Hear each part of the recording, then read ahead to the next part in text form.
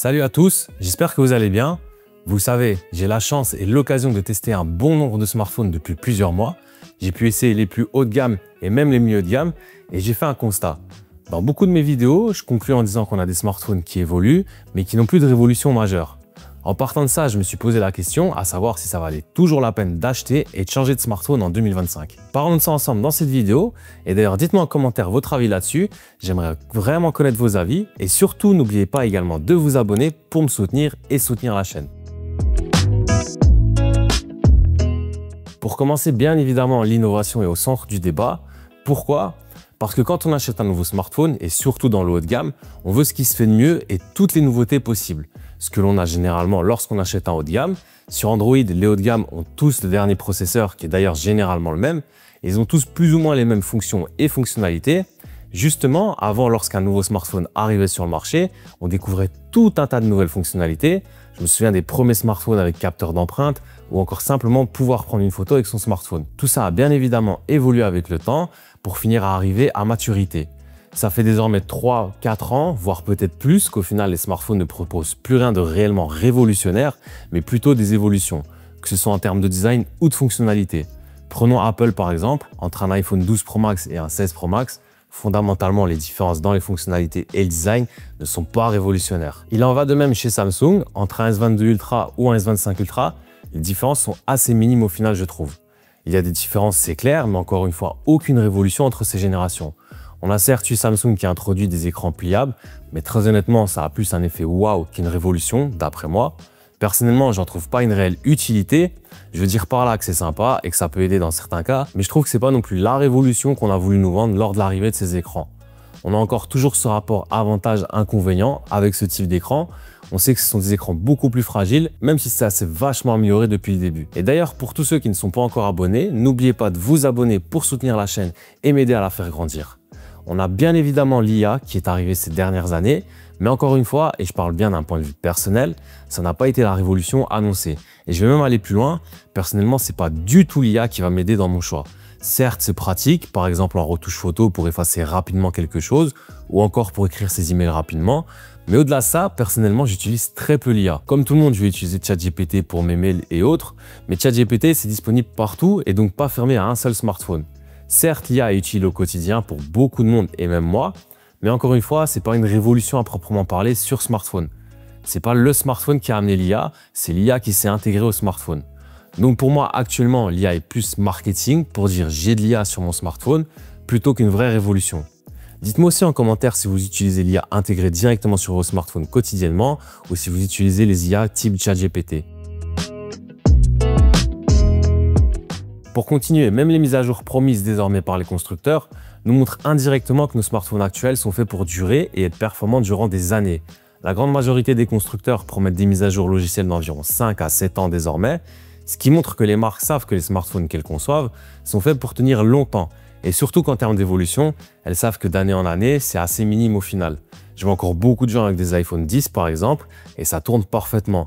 Pareil pour Android, je croise beaucoup de gens avec des smartphones qui ont bien plus que 4 ans. Autant avant on avait des mises à jour logicielles que très limitées dans le temps, environ 3 ans, autant désormais on sait que quand on achète un smartphone haut de gamme, on va pouvoir l'utiliser pendant au moins 5 ans sans avoir une sorte d'obsolescence programmée. Même au niveau de la réparabilité, j'ai cette sensation que les smartphones deviennent de plus en plus faciles à réparer, même si pour certains ça reste compliqué.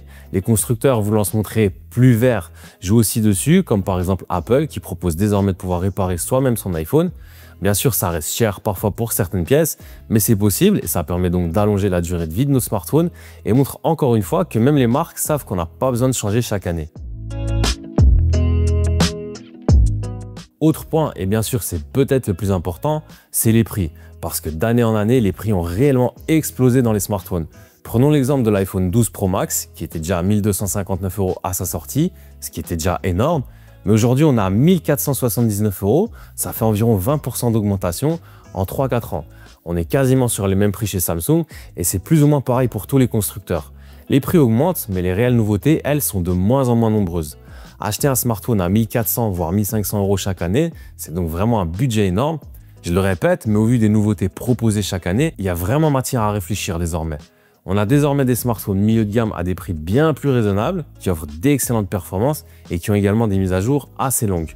Ces smartphones représentent de vraies alternatives parce que surtout pour la plupart des gens, ces smartphones suffisent largement pour l'utilisation qu'ils en font. Beaucoup de personnes veulent les plus hauts de gamme pour avoir le plus possible, mais au final, ils se retrouvent à utiliser que 50% des capacités de leur smartphone, surtout pour la vidéo et la photo. Et justement, la photo, j'y viens parce qu'au final, c'est vraiment là que les constructeurs se livrent une guerre, à savoir qui sera le meilleur en photo et vidéo. C'est devenu l'argument phare de bon nombre de smartphones haut de gamme. Prenons le dernier Xiaomi 15 Ultra, qui est un excellent smartphone, mais tout est mis en avant par rapport à la photo sur ce smartphone.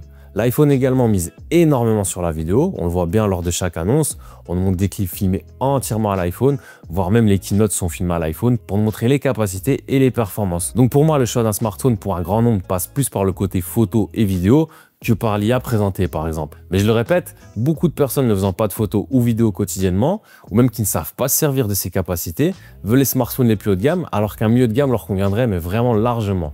Après, certains veulent se faire plaisir et je le comprends tout à fait. Peut-être d'autres veulent avoir pour avoir le même smartphone comme tout le monde, mais je pense vraiment qu'il faut penser à ses besoins réels avant d'acheter un smartphone à 1400 voire 1500 euros. Alors très honnêtement, pour moi, c'est plus du tout nécessaire de changer chaque année. Comme je l'ai dit plus tôt, les smartphones sont de légères évolutions de génération en génération. Et donc, il n'y a plus vraiment d'innovation qui révolutionne notre manière d'utiliser nos smartphones, comme ça a pu être le cas par le passé. Je pense que ça peut valoir le coup de changer pour les personnes ayant des besoins pointus en photo ou vidéo, par exemple. Mais même de ce côté-là, ça évolue tellement peu qu'on peut se permettre de sauter une, voire deux générations. Pour moi, les cas où vraiment je pense qu'il est judicieux de changer de smartphone, c'est par exemple lorsqu'on ne peut plus faire de mise à jour logicielle, car là, ça peut vraiment créer des risques pour la sécurité, ou si le smartphone peut être réparé, mais que la réparation coûte plus cher que le smartphone en lui-même. Mais si vous avez un smartphone qui tourne encore parfaitement, peut être mis à jour et qui est assez récent et que vous en êtes satisfait, je vois pas vraiment de raison de changer. Bien sûr, il y a l'aspect plaisir dans le fait de changer, de pouvoir s'offrir un objet, et je ne vous dis absolument pas de ne pas vous faire plaisir, mais je veux juste vous dire que si vous changez pour changer, depuis quelques années, ça sert pas vraiment à grand chose. Dans les milieux de gamme, il peut arriver de changer un petit peu plus souvent. Comme on est sur des composants peut-être moins puissants et un peu moins performants, ça peut montrer des signes de ralentissement plus rapidement que sur le haut de gamme. Mais encore une fois, c'est selon vos utilisations. Je le dis souvent, mais en termes de technologie sur smartphone, pour moi, on a atteint un plein fond de verre et les constructeurs mettent déjà ce qu'ils ont de meilleur dans leur smartphone haut de gamme. Prenons l'exemple de l'iPhone. Cette année, les rumeurs les plus grosses sont surtout à propos d'une potentielle refonte du design et d'un iPhone Air, donc en soi rien de vraiment logiciel, on est plus sur de l'aspect design. Les rumeurs sur le Z Fold 7 portent elles aussi sur la partie photo, qui serait revue à la hausse pour peut-être atteindre le niveau du S25 Ultra, mais encore une fois, rien de révolutionnaire, on est juste dans une évolution logique. Donc vous le voyez, on a déjà atteint un tel niveau de technologie sur nos smartphones qu'il est difficile pour les constructeurs d'innover et révolutionner réellement le marché. Donc voilà, c'est un format d'habitude, j'espère que vous l'avez aimé parce que je vais en faire plus régulièrement. Dites-moi en commentaire ce que vous pensez par rapport au smartphone en 2025. Je suis vraiment curieux d'avoir votre avis et pouvoir échanger avec vous sur ça. Comme toujours aussi, n'oubliez pas de vous abonner pour continuer à soutenir la chaîne et me donner de la force. N'oubliez pas de liker, commenter et partager, c'est vraiment super important. Je vous remercie et je vous dis à la prochaine.